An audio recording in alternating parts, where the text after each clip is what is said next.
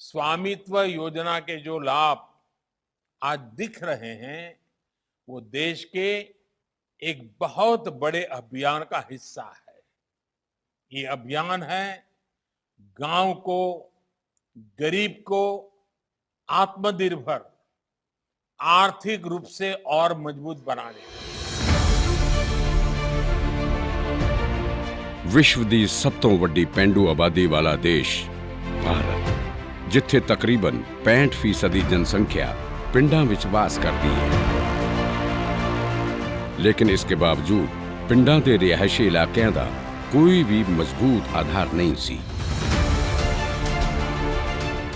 ਇਸ ਵਿੱਚ ਪਿੰਡਾਂ ਦੇ ਗਰੀਬ, ਵੰਚਿਤ ਤੇ ਹਿੱਤਾਂ ਨੂੰ ਸਮਰਪਿਤ ਮੋਦੀ ਸਰਕਾਰ ਵੱਲੋਂ 24 ਅਪ੍ਰੈਲ 2020 ਵਿੱਚ 6 ਪ੍ਰਦੇਸ਼ਾਂ ਤੋਂ ਸ਼ੁਰੂ ਹੋਈ स्वामित्व यानी सर्वे ऑफ विलेज आबादी and mapping with improvised technology in village area ਅੱਜ ਪਿੰਡ ਵਾਸੀਆਂ ਦੇ ਅਸਤਿਤਵ ਨੂੰ ਸਥਾਇਤਵ ਪ੍ਰਦਾਨ ਕਰ ਰਹੀ ਹੈ।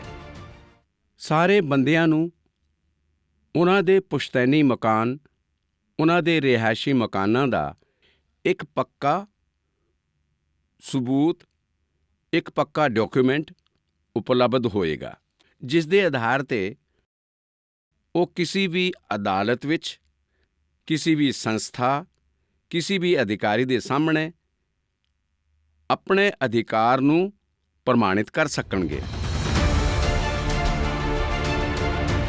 ਇਹ ਉਹ ਨਵਾਂ ਭਾਰਤ ਹੈ ਜਿੱਥੇ ਪਿੰਡਾਂ ਨੂੰ ਵੀ ਮਿਲ ਰਹੀ ਹੈ ਤਕਨੀਕ ਦੀ ਤਾਕਤ, ਜਿਹੜੀ ਹਰ ਪਿੰਡ ਵਾਸੀ ਦੀ ਜ਼ਿੰਦਗੀ ਨੂੰ ਆਸਾਨ ਬਣਾ ਰਹੀ ਹੈ। ਸਵਾਮਿਤਵ ਯੋਜਨਾ ਵਿੱਚ ਪਹਿਲਾਂ ਪਿੰਡ ਵਾਸੀਆਂ ਨੂੰ ਉਹਨਾਂ ਦੇ ਉੱਥੇ ਹੋਣ ਵਾਲੀ ਡਰੋਨ ਫੋਟੋਗ੍ਰਾਫੀ ਦੀ ਤਾਰੀਖ ਅਤੇ ਪ੍ਰਕਿਰਿਆ ਤੋਂ ਜਾਣੂ ਕਰਾਇਆ ਜਾਂਦਾ ਹੈ। ਇਸ ਤੋਂ ਬਾਅਦ ਰਾਜ ਦੇ ਰਾਜਸਵ ਵਿਭਾਗ, ਪੰਚਾਇਤ, ਗ੍ਰਾਮ ਪੰਚਾਇਤ ਅਤੇ ਸਥਾਨੀ ਲੋਕਾਂ ਦੇ ਆਪਣੇ ਸਹਿਯੋਗ ਨਾਲ ਪਿੰਡ ਦੀ ਸੰਪਤੀਆਂ ਨੂੰ ਚੂਨਾ ਮਾਰਕਿੰਗ ਕੀਤੀ ਜਾਂਦੀ ਹੈ। ਫਿਰ ਡਰੋਨ ਨਾਲ ਚੂਨੇ ਦੀਆਂ ਇਹਨਾਂ ਲਕੀਰਾਂ ਦੀਆਂ ਤਸਵੀਰਾਂ ਲਿੱਤੀਆਂ ਜਾਂਦੀਆਂ ਹਨ। ਸਵਾਮਿਤਵ ਯੋਜਨਾ ਵਿੱਚ ਕੋਰਸ ਤਕਨੀਕ ਦਾ ਇਸਤੇਮਾਲ ਕੀਤਾ ਜਾਂਦਾ ਹੈ, ਜਿਹੜਾ ਕਿ ਇੱਕ ਸਾਈਡ ਦਾ 5 ਸੈਂਟੀਮੀਟਰ ਤਾਈਂ ਸਹੀ ਵੇਰਵਾ ਦਿੰਦੀ ਹੈ, ਜਿਸ ਤੋਂ ਡਰੋਨ ਨਾਲ ਲਿੱਤੀਆਂ ਗਈਆਂ ਤਸਵੀਰਾਂ ਵਿੱਚ ਸਟੀਕ ਜੀਓ ਸਟੈਂਪ ਪਾਉਣਾ ਆਸਾਨ ਹੋ ਜਾਂਦਾ ਹੈ। ਇਸ ਲਈ ਪੈਮਾਇਸ਼ ਦੇ ਪੁਰਾਣੇ ਤਰੀਕੇ, ਜਿਸ ਤਰ੍ਹਾਂ ਕਿ ਚੈਨ ਬੇਸਡ ਸਰਵੇ ਦੀ ਜਗ੍ਹਾ ਹੁਣ ਕੋਰਸ ਦਾ ਇਸਤੇਮਾਲ ਕੀਤਾ ਜਾਂਦਾ ਹੈ, ਕਿਉਂਕਿ ਇਸ ਜ਼ਮੀਨੀ ਸਰਵੇਖਣ ਵਿੱਚ ਪਹਿਲਾਂ ਦੇ ਮੁਕਾਬਲੇ ਘੱਟ ਸਮਾਂ ਲੱਗਦਾ ਹੈ ਅਤੇ ਸਟੀਕ ਨਕਸ਼ੇ ਤਿਆਰ ਹੁੰਦੇ ਨੇ। ਜਰੀਬ ਨਾਲ ਨਾਪ ਜੋਖ ਕਰਨ ਵਿੱਚ ਸਾਡੇ ਲੋਕਾਂ ਨੂੰ ਜ਼ਿਆਦਾ ਆਬਾਦੀ ਹੋਣ ਕਰਕੇ ਥੋੜ੍ਹੀ ਦਿੱਕਤ ਆਈ। ਇਸ ਦੇ ਲਈ ਅਸੀਂ ਮਕਾਨਾਂ ਦੇ ਚਾਰੇ ਪਾਸੇ ਜਿਸ ਦਾ ਕਬਜ਼ਾ ਸੀਗਾ, ਉਹਨਾਂ ਦੇ ਚਾਰੇ ਪਾਸੇ ਚੂਨਾ ਲਾਈਨ ਡਰਾਅ ਕੀਤੀ ਅਤੇ ਡਰੋਨ ਤੋਂ ਫੋਟੋ ਲਿੱਤੀ ਗਈ ਅਤੇ ਡਰੋਨ ਸਰਵੇਖਣ ਕੀਤਾ ਗਿਆ। ਜਰੀਬ ਦੇ ਨਾਲ ਨਾਲ ਡਰੋਨ ਤੋਂ ਜਿਹੜਾ ਸਰਵੇ ਕੀਤਾ ਗਿਆ, ਉਸ ਨਾਲ ਸਾਨੂੰ ਬਹੁਤ ਮਦਦ ਮਿਲੀ। ਸੰਪੱਤੀ ਨੂੰ ਮਾਪਣ ਲਈ ਪਹਿਲਾਂ ਪਲੈਨ ਟੇਬਲ, ETS, DGPS ਵਗੈਰਾ ਤਕਨੀਕਾਂ ਦਾ ਇਸਤੇਮਾਲ ਹੁੰਦਾ ਸੀ, ਜਿੱਥੇ ਇੱਕ ਪਿੰਡ ਦੀ ਸੰਪੱਤੀਆਂ ਨੂੰ ਮਾਪਣ ਵਿੱਚ ਸਰਵੇਖਣ ਅਧਿਕਾਰੀਆਂ ਨੂੰ 1 ਮਹੀਨੇ ਦਾ ਸਮਾਂ ਲੱਗਦਾ ਸੀ। ਲੇਕਿਨ ਸਵਾਮਿਤਵ ਯੋਜਨਾ ਵਿੱਚ ਡਰੋਨ ਦੇ ਇਸਤੇਮਾਲ ਨਾਲ ਇਸ ਵਿੱਚ ਸਿਰਫ 20 ਤੋਂ 25 ਮਿੰਟ ਦਾ ਹੀ ਸਮਾਂ ਲੱਗਦਾ ਹੈ। ਸਵਾਮਿਤਵ ਯੋਜਨਾ ਸਰਕਾਰ ਦੀ ਸਬਕਾ ਸਾਥ, ਸਬਕਾ ਵਿਕਾਸ, ਸਬਕਾ ਵਿਸ਼ਵਾਸ ਅਤੇ ਸਬਕੇ ਪ੍ਰਯਾਸ ਨੀਤੀ ਦਾ ਇੱਕ ਚੰਗਾ ਉਦਾਹਰਣ ਹੈ, ਕਿਉਂਕਿ ਨਕਸ਼ਾ ਬਣਾਉਣ ਵੇਲੇ ਸਿਰਫ ਤਕਨੀਕ ਅਤੇ ਐਕੂਰੇਸੀ ਦਾ ਹੀ ਧਿਆਨ ਨਹੀਂ ਰੱਖਿਆ ਜਾਂਦਾ, ਬਲਕਿ ਸਥਾਨੀ ਲੋਕਾਂ ਨੂੰ ਵੀ ਵਿਸ਼ਵਾਸ ਵਿੱਚ ਰੱਖਿਆ ਜਾਂਦਾ ਹੈ। ਪਹਿਲਾਂ ਡਰੋਨ ਨਾਲ ਤਿਆਰ ਕੀਤੇ ਗਏ ਨਕਸ਼ਿਆਂ ਨੂੰ ਵਾਪਸ ਗ੍ਰਾਮ ਪੰਚਾਇਤ ਦੇ ਕੋਲ ਭੇਜਿਆ ਜਾਂਦਾ ਹੈ ਅਤੇ ਸਾਰੇ ਲੋਕਾਂ ਦੀ ਰਾਏ ਮਸ਼ਵਰੇ ਦੇ ਬਾਅਦ ਉਸ ਵਿੱਚ ਸੁਧਾਰ ਕੀਤਾ ਜਾਂਦਾ ਹੈ ਅਤੇ ਆਪਸੀ ਰਾਏ ਨਾਲ ਸਾਰੇ ਸੰਪੱਤੀ ਵਿਵਾਦਾਂ ਨੂੰ ਸੁਲਝਾਇਆ ਜਾਂਦਾ ਹੈ, ਜਿਸ ਨਾਲ ਸਵਾਮਿਤਵ ਪ੍ਰਕਿਰਿਆ ਪੂਰੀ ਤਰ੍ਹਾਂ ਨਾਲ ਪਾਰਦਰਸ਼ੀ ਬਣ ਗਈ ਹੈ। ਅਸੀਂ ਆਪਸ ਵਿੱਚ ਭਾਈ ਜਦੋਂ ਬਟਵਾਰਾ ਕਰਦੇ ਸੀ ਤਾਂ ਆਪਸ ਵਿੱਚ ਸਾਡਾ ਝਗੜਾ ਹੁੰਦਾ ਸੀ ਅਤੇ ਉਸ ਝਗੜੇ ਦੀ ਵਜ੍ਹਾ ਨਾਲ ਉਹ ਜ਼ਮੀਨ ਇਸੇ ਤਰ੍ਹਾਂ ਪਈ ਰਹਿੰਦੀ ਸੀ, ਨਾ ਤੇ ਉਸ ਵਿੱਚ ਕੋਈ ਕੰਮ ਹੁੰਦਾ ਸੀ ਅਤੇ ਲੋਕ ਕੋਰਟ ਕਚਹਿਰੀ ਦੇ ਚੱਕਰ ਕੱਟਦੇ ਰਹਿੰਦੇ ਸੀ ਅਤੇ ਆਪਸੀ ਭਾਈਚਾਰਾ ਨਹੀਂ ਰਹਿੰਦਾ ਸੀ। ਲੇਕਿਨ ਇਸ ਸਕੀਮ ਦੇ ਆਉਣ ਤੋਂ ਬਾਅਦ ਇਹਨਾਂ ਚੰਗਾ ਕੰਮ ਹੋ ਗਿਆ ਹੈ ਕਿ ਭਰਾ ਇੱਕੋ ਥਾਂ 'ਤੇ ਗੱਲ ਕਰਦੇ ਨੇ ਅਤੇ ਨਾ ਹੀ ਕੋਈ ਕੋਰਟ ਕਚਹਿਰੀ ਵਿੱਚ ਜਾਂਦੇ ਨੇ। ਉੱਥੇ ਵਕਤ ਦੀ ਬਰਬਾਦੀ ਹੁੰਦੀ ਸੀ, ਉਸ ਨਾਲ ਸਾਡਾ ਸਮਾਂ ਵੀ ਬਚ ਗਿਆ ਹੈ ਅਤੇ ਸਾਡਾ ਪੈਸਾ ਵੀ ਬਚ ਗਿਆ ਹੈ ਅਤੇ ਸਾਡਾ ਭਾਈਚਾਰਾ ਵੀ ਬਚ ਗਿਆ ਹੈ।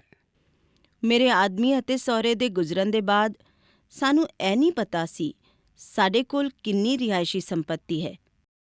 ਜਦ ਡਰੋਨ ਨਾਲ ਨਕਸ਼ਾ ਬਣਿਆ ਤਾਂ ਹੀ ਸਾਨੂੰ ਆਪਣੀ ਸਾਰੀ ਰਹਿਣ ਵਾਲੀ ਆਵਾਸੀय ਸੰਪੱਤੀ ਦਾ ਪਤਾ ਚੱਲਿਆ ਅਤੇ ਅਸੀਂ ਤੇ ਸਮਝ ਗਏ ਕਿ ਕਿੰਨੇ ਇਲਾਕੇ ਵਿੱਚ ਮਕਾਨ ਬਣਿਆ ਹੋਇਆ ਹੈ। ਹੁਣ ਅਸੀਂ ਬਗੈਰ ਕਿਸੇ ਮੁਸ਼ਕਿਲ ਤੇ ਇਸ ਘਰ ਨੂੰ ਦੁਬਾਰਾ ਬਣਵਾ ਸਕਦੇ ਹਾਂ।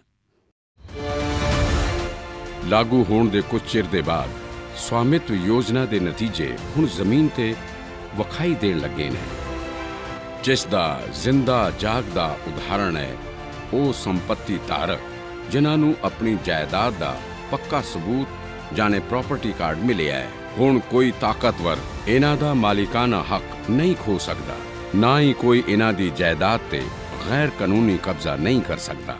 ਜਦੋਂ ਸਾਨੂੰ ਮਾਲਿਕਾਨਾ ਹੱਕ ਨਹੀਂ ਮਿਲਿਆ ਸੀ ਤਾਂ ਦਬੰਗ ਲੋਕ ਆਪਣੀ ਮਨਮਾਨੀ ਨਾਲ ਇਲਾਕਾ ਤੈਅ ਕਰ ਲੈਂਦੇ ਸੀ, ਪਰ ਸਾਡਾ ਮਾਲਿਕਾਨਾ ਹੱਕ ਮਿਲਣ ਤੋਂ ਬਾਅਦ ਝਗੜੇ ਫਸਾਦ ਸਾਰੇ ਖਤਮ ਹੋ ਗਏ।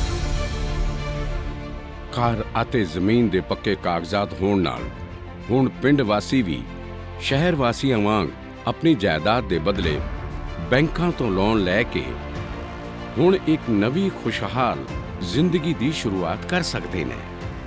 ਅਧਿਕਾਰ ਪੱਤਰ ਤੋਂ ਬੈਂਕ ਤੋਂ ਮੈਨੂੰ ਆਸਾਨੀ ਨਾਲ ਲੋਨ ਮਿਲ ਗਿਆ 2,90,000 ਰੁਪਏ ਦਾ, ਅਤੇ ਜਿਹੜਾ ਮੇਰਾ ਕੱਚਾ ਮਕਾਨ ਸੀ ਕੁਝ ਪੈਸੇ ਮੈਂ ਉਸ ਵਿੱਚ ਲਗਾਏ ਤਾਂ ਮਕਾਨ ਵੀ ਪੱਕਾ ਹੋ ਗਿਆ, ਅਤੇ ਜਿਹੜੀ ਮੈਂ ਸੜਕ ਤੇ ਜੁੱਤੀਆਂ ਚੱਪਲਾਂ ਦੀ ਦੁਕਾਨ ਲਗਾਉਂਦਾ ਸੀ ਉਸ ਵਿੱਚ ਕੁਝ ਰੁਪਏ ਬਚਾ ਕੇ ਮੈਂ ਬਾਜ਼ਾਰ ਵਿੱਚ ਕਿਰਾਏ ਦੀ ਦੁਕਾਨ ਲੈ ਲਈ। ਹੁਣ ਪੱਕੇ ਤੌਰ ਤੇ ਦੁਕਾਨ ਕਰ ਰਿਹਾ। ਪਹਿਲੇ ਦੇ ਮੁਕਾਬਲੇ ਹੁਣ ਜ਼ਿੰਦਗੀ ਵਿੱਚ ਬਹੁਤ ਖੁਸ਼ੀਆਂ ਆਈਆਂ ਹਨ।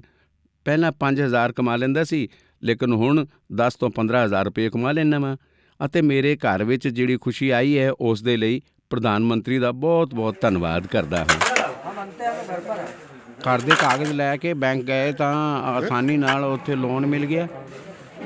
ਘਰ ਟੁੱਟਣ ਦੀ ਵਜ੍ਹਾ ਕਰਕੇ ਮੁਰੰਮਤ ਲਈ ਕੱਢੇ ਸੀ, ਘਰ ਦੀ ਮੁਰੰਮਤ ਹੋ ਗਈ।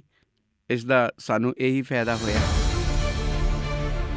ਕੋਸ਼ ਦੀ ਸਹਾਇਤਾ ਨਾਲ ਆਬਾਦੀ ਦੀ ਸਹੀ ਹਾਲਤ ਦਾ ਪਤਾ ਚੱਲਣ ਤੇ ਸੰਸਾਧਨ ਜਿਵੇਂ ਨਦੀਆਂ ਦੇ ਜਲਾਸ਼ਿਆਂ ਦੀ ਹਾਲਤ ਦਾ ਪਤਾ ਚੱਲ ਜਾਏਗਾ ਅਤੇ ਪਿੰਡਾਂ ਲਈ ਵਿਕਾਸ ਯੋਜਨਾਵਾਂ ਬਣਾਉਣਾ ਵੀ ਆਸਾਨ ਹੋ ਜਾਏਗਾ। ਇਸ ਦੇ ਨਾਲ-ਨਾਲ ਸਕੂਲਾਂ, ਸਮੁਦਾਇਕ ਭਵਨਾਂ, ਸ਼ੌਚਾਲਿਆਂ ਦੇ ਨਿਰਮਾਣ ਲਈ ਜਗ੍ਹਾ ਤੈਅ ਕਰਨਾ ਵੀ ਬਹੁਤ ਆਸਾਨ ਹੋ ਜਾਏਗਾ। ਗ੍ਰਾਮ ਪੰਚਾਇਤਾਂ ਨੂੰ ਵੀ ਇਸ ਹਾਈ ਕੁਆਲਿਟੀ ਡਾਟਾ ਨਾਲ ਆਪਣੀਆਂ ਨੀਤੀਆਂ ਬਣਾਉਣ ਵਿੱਚ ਬਹੁਤ ਸਹਿਯੋਗ ਮਿਲੇਗਾ ਅਤੇ ਵਿਕਾਸ ਦੀ ਰੌਸ਼ਨੀ ਨੂੰ ਹਰੇਕ ਜਗ੍ਹਾ ਤੇ ਪਹੁੰਚਾਇਆ ਜਾ ਸਕੇਗਾ। ਅਟਲ ਇਰਾਦਿਆਂ ਅਤੇ ਠੋਸ ਇੱਛਾ ਸ਼ਕਤੀ ਦੀ ਵਜ੍ਹਾ ਕਰਕੇ ਇਹ ਸਕੀਮ ਪੂਰੇ ਦੇਸ਼ ਦੇ ਹਰੇਕ ਪਿੰਡ ਦੇ ਹਰ ਘਰ ਤਾਈਂ ਪਹੁੰਚ ਕੇ ਪਿੰਡ ਉਦੈ ਤੋਂ ਭਾਰਤ ਉਦੈ ਦਾ ਸੁਪਨਾ ਸੱਚ ਕਰ ਰਹੀ ਹੈ ਅਤੇ 2025 ਤਾਈਂ ਇਹ ਜਨ ਅੰਦੋਲਨ ਬਣ ਕੇ ਦੇਸ਼ ਦੇ 6 ਲੱਖ ਤੋਂ ਵੀ ਜ਼ਿਆਦਾ ਪਿੰਡਾਂ ਦੇ ਲੋਕਾਂ ਨੂੰ ਸੰਪੱਤੀ ਦੇ ਮਾਲਿਕਾਨਾ ਹੱਕ ਦੇ ਕੇ ਲੋਕਾਂ ਨੂੰ ਸ਼ਕਤੀਸ਼ਾਲੀ ਬਣਾਉਣ ਨੂੰ ਤਿਆਰ ਹੈ। ਸਵਾਮਿਤਵ ਦੀ ਇਹ ਕਹਾਣੀ ਹੈ ਖਤਮ ਹੁੰਦੇ ਜ਼ਮੀਨੀ ਝਗੜਿਆਂ ਦੀ ਅਤੇ ਖਤਮ ਹੁੰਦੇ ਗੈਰ ਕਾਨੂੰਨੀ ਕਬਜ਼ਿਆਂ ਦੀ, ਪ੍ਰਾਪਰਟੀ ਕਾਰਡ ਦੇ ਮਿਲਣ ਤੇ ਬੈਂਕ ਤੋਂ ਆਸਾਨ ਕਰਜ਼ਿਆਂ ਦੀ, ਸੰਪੱਤੀ ਦੇ ਪੱਕੇ ਪ੍ਰਮਾਣ ਦੀ, ਰਾਸ਼ਟਰ ਦੇ ਨਵ ਨਿਰਮਾਣ ਦੀ, ਨਵੇਂ ਮੌਕਿਆਂ ਤੇ ਮੁਸਕਰਾਉਂਦੇ ਚਿਹਰਿਆਂ ਦੀ, ਖੁਸ਼ਹਾਲ ਘਰਾਂ ਦੀ, ਪਿੰਡਾਂ ਦੀ ਵੱਧਦੀ ਤਾਕਤ ਦੀ ਅਤੇ ਆਤਮ ਨਿਰਭਰ ਹੁੰਦੇ ਭਾਰਤ ਦੀ।